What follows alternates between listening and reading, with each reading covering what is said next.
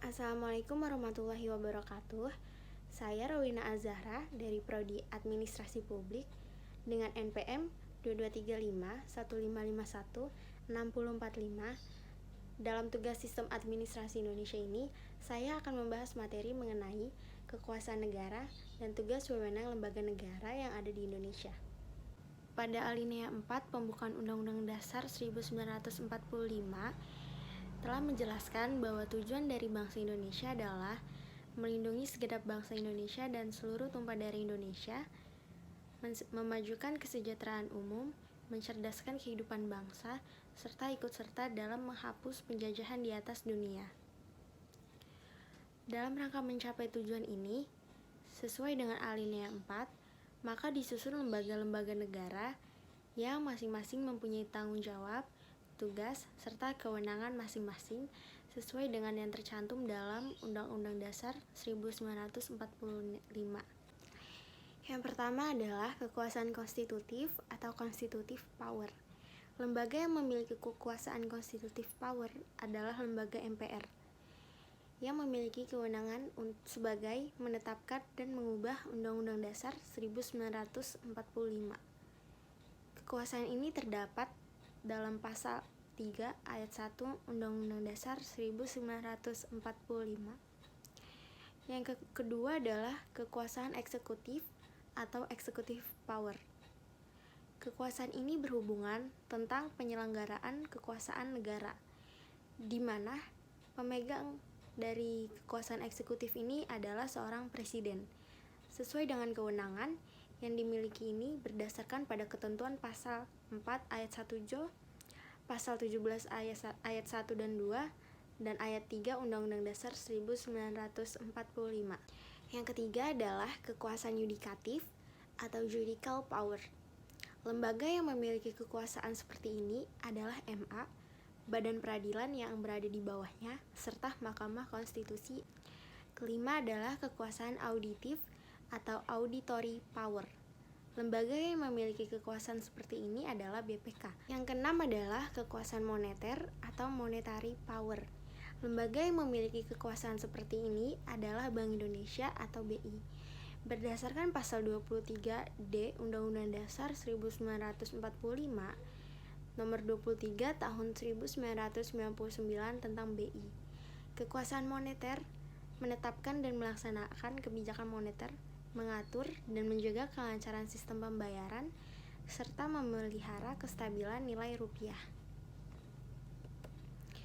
Yang pertama adalah Majelis Permusyawaratan Rakyat atau MPR. Di dalam bab 2 Undang-Undang Dasar 1945, MPR ini ditetapkan sebagai pertama, terdiri atas anggota DPR dan anggota DPD yang dipilih melalui pemilu. Yang kedua, MPR mengubah dan menetapkan Undang-Undang Dasar. Yang ketiga, MPR melantik serta memberhentikan presiden dan wakil presiden sesuai dengan masa jabatannya menurut Undang-Undang Dasar. Yang kedua adalah presiden. Kedudukan presiden berdasarkan Undang-Undang Dasar 1945 adalah 1. Sebagai kepala pemerintah, 2. Kepala negara, dan 3. Pemegang kekuasaan legislatif. Dalam menjalankan tugasnya, presiden dibantu oleh para menterinya. Presiden memiliki beberapa hak. Yang pertama, ada hak prerogatif presiden. Hak istimewa ini dipunyai oleh kepala negara mengenai hukum dan undang-undang di luar kekuatan badan-badan perwakilan. 2. Ada amnesti. Menurut Kamus Hukum, Marwan dan Jimmy tahun 2009, amnesti merupakan pernyataan umum yang diterbitkan melalui Undang-Undang tentang pencabutan semua akibat dari pemidanaan suatu perbuatan pidana atau sekelompok perbuatan pidana. Perbedaan amnesti dan abolisi adalah dalam aspek pelaksanaannya, amnesti akan diberikan ketika hukum sudah diputuskan, sedangkan abolisi akan dilaksanakan ketika hukum belum diputuskan. Dalam penghapusannya, amnesti karena diberikan terhadap terpidana yang sudah mendapatkan putusan hukuman, berarti amnesti menghapus semua hukuman yang diberikan, termasuk seandainya terpidana mendapat hukuman denda atau hukuman lain. Sedangkan abolisi menghapus semua tuntutan hukuman. Kemudian ada grasi. Menurut Undang-Undang Nomor 22 Tahun 2002, Pasal 1 Ayat 1, grasi merupakan pengampunan berupa perubahan, peringanan, pengurangan, serta penghapusan pelaksanaan pidana kepada terpidana yang diberikan oleh Presiden. Nah, pemberian grasi sebagaimana bunyi pasal 14 ayat 1 Undang-Undang Dasar 1945, Presiden memberikan grasi atas pertimbangan dari Mahkamah Agung atau MA. Untuk contohnya, pemberian grasi adalah Presiden Jokowi mengabulkan permohonan grasi yang diajukan oleh mantan Ketua Komisi Pemberantasan Korupsi atau KPK, Antasy Azhar, pada tahun 2016, yang telah divonis 18 tahun, kemudian mendapat pengurangan 6 tahun. Untuk rehabilitasi menurut pasal 1 ayat 23 KUHP adalah hak seseorang untuk mendapatkan pemulihan haknya dalam kemampuan, kedudukan, dan harkat serta martabatnya yang diberikan pada tingkat penyidikan, penuntutan atau pengadilan karena ditangkap, ditahan, dituntut, ataupun diadili tanpa alasan yang berdasarkan undang-undang. Kemudian sama seperti grasi, rehabilitasi diberikan Presiden atas pertimbangan MA.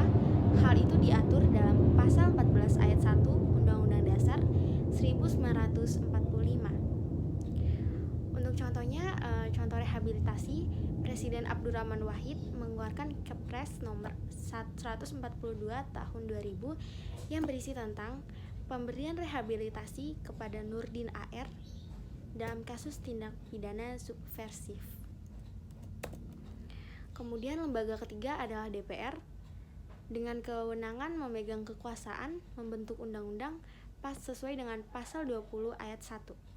Kemudian memiliki fungsi legislasi, fungsi anggaran, dan fungsi pengawasan sesuai dengan pasal 20A ayat 1. Kemudian mempunyai beberapa hak, yaitu hak interpelasi, hak angket, dan hak menyatakan pendapat sesuai dengan pasal 20A ayat 2. Pengajuan usul pemberhentian presiden atau wakil presidennya sesuai dengan pasal 7B ayat 1. Hak interpelasi DPR adalah hak untuk meminta keterangan kepada pemerintah mengenai kebijakan pemerintah yang bersifatnya penting dan strategis, serta memberikan dampak luas terhadap kehidupan masyarakat, bangsa, dan negara. Hak angket merupakan hak untuk melakukan penyelidikan terhadap jalannya pemerintahan negara. DPR melakukan penyelidikan terhadap suatu undang-undang atau kebijakan terkait hal penting, strategis, dan berdampak luas terhadap kehidupan masyarakat, bangsa, dan negara yang diduga bertentangan dengan peraturan perundang-undangan di atasnya. Contoh dari hak angket ini penggunaannya adalah pencairan dana bantuan untuk Bank Senturi senilai 6,7 triliun rupiah menimbulkan banyak pertanyaan. Dalam hal ini DPR menggulirkan hak angket Senturi pada tahun 2009. Kemudian ada hak menyatakan pendapat. Hak ini mengenai satu kebijakan pemerintah atau kejadian luar biasa yang terjadi di dalam negeri maupun dunia internasional. Yang kedua, tindak lanjut pelaksanaan hak angket dan hak interpelasi. Yang ketiga, dugaan bahwa presiden atau wakil presiden telah melakukan pelanggaran, baik berupa pengkhianatan terhadap negara, korupsi, penyuapan, dan tindak pidana berat. Lembaga keempat adalah DPD. Dalam kewenangannya, DPD mempunyai kewenangan untuk mengajukan RUU tertentu sesuai dengan pasal 22D ayat 1 serta ikut membahas RUU terkait tertentu. Kemudian memberikan pertimbangan atas RUU yang berkaitan dengan pajak, pendidikan, agama, dan RAPBN sesuai dengan pasal 22D ayat 2. Memberikan pertimbangan kepada DPR dalam pemilihan anggota BPK sesuai dengan pasal 23F ayat 1.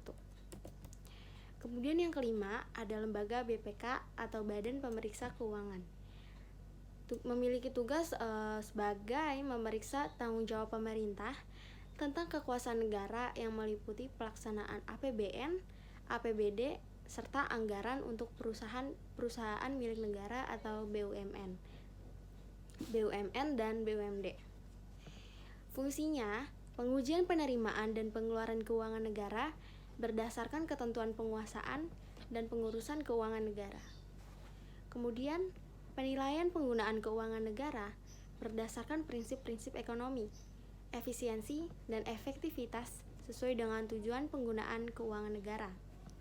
Kemudian yang ketiga, rekomendasi kepada pemerintah tentang penguasaan, pengurusan, dan pertanggungjawaban keuangan negara. Yang keenam, ada Mahkamah Agung atau MA yang berwenang mengadili pada tingkat kasasi, menguji peraturan perundang-undangan di bawah undang-undang terhadap undang-undang, dan mempunyai wewenang lainnya yang diberikan oleh undang-undang sesuai dengan pasal 24A ayat 1.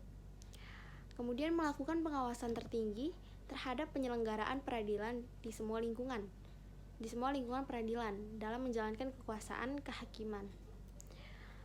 Kemudian memberikan pertimbangan dalam hal presiden memberi gerasi dan rehabilitasi sesuai dengan pasal 14 ayat 1. Lembaga ketujuh adalah Komisi Yudisial atau KY yang memiliki wewenang sebagai mengusulkan pengangkatan hakim agung kepada DPR sesuai dengan pasal 24B ayat 1. Mempunyai wewenang lain untuk dalam rangka menjaga dan menegakkan kehormatan, keluruhan martabat, serta perilaku hakim sesuai dengan pasal 24B ayat 1. Memiliki beberapa tugas, yaitu 1. Melakukan pendaftaran calon hakim agung. Yang kedua, melakukan seleksi terhadap calon hakim agung. Yang ketiga, menetapkan calon hakim agung. Lembaga ke-8 adalah Mahkamah Konstitusi atau MK.